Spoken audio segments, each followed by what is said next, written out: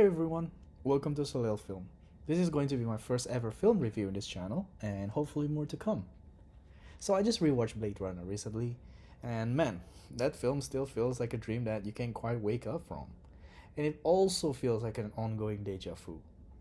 Every time I rewatched it, I noticed something new. A reflections on a light, a random character on a window, a score that makes the city feel more alive than most real cities in the world. And it blows my mind that this came out over 40 years ago, yet it still looks better than a lot of modern sci fi like Avatar or Star Wars The Force Awakens. It's the kind of film that doesn't just think about the future, it kind of predicted it. And the first thing that I want to talk about the visual atmosphere of this film. Because honestly, Ridley Scott didn't just direct this film, he built a world that feels eerily lived in. It's grimy, overcrowded, wet, and yet somehow beautiful. The rain never stops in this city. The neon lights never rest. This city feels like it's decaying and thriving at the same time, and every single frame feels like it's telling you a story. You can pause at literally any moment, and it looks like a painting of predicting the future that is very eerily, very near to us. The combination of shadows and cyberrealist tech gave birth to what now we call cyberpunk or cyberpunk aesthetic. But Blade Runner wasn't trying to be cool back then. Of course, it is very cool and very revolutionary, but it feels like Ridley Scott created a world that grew too fast for its own good, where the technology that happened in this universe outpaced the humanity. And that's what makes it timeless, I think, because that's basically the world we live in now. Another beautiful thing from this film is the sound design. Vangelis, wow. The score doesn't just play under this film, it kind of bleeds into it. Those beats feels alive, it feels like an emotional pulse that follows every character throughout their arc. It's romantic and melancholic at the same time. Kind of like watching the sunset on a world that doesn't deserve one. It makes Blade Runner less about action packed film and more about atmosphere that surrounds the characters.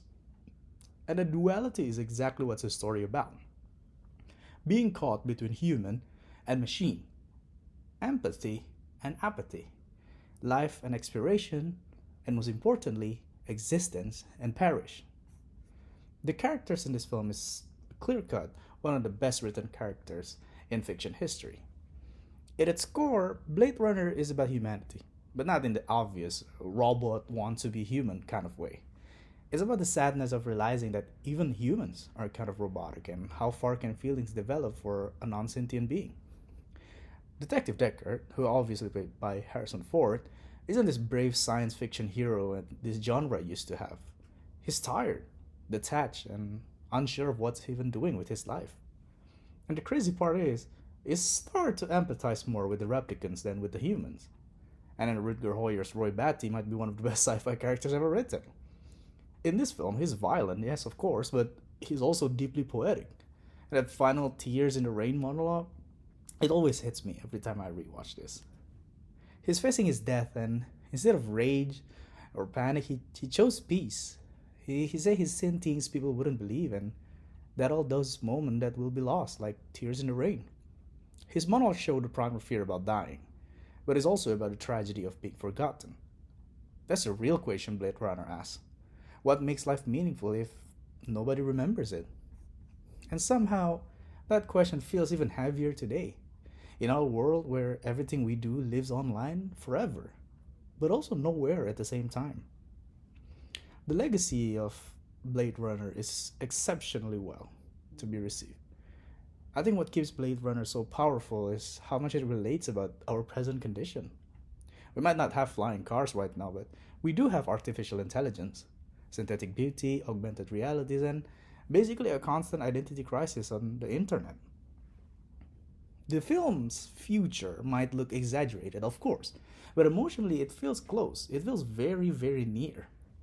It talks about burnout before burnout was even a word.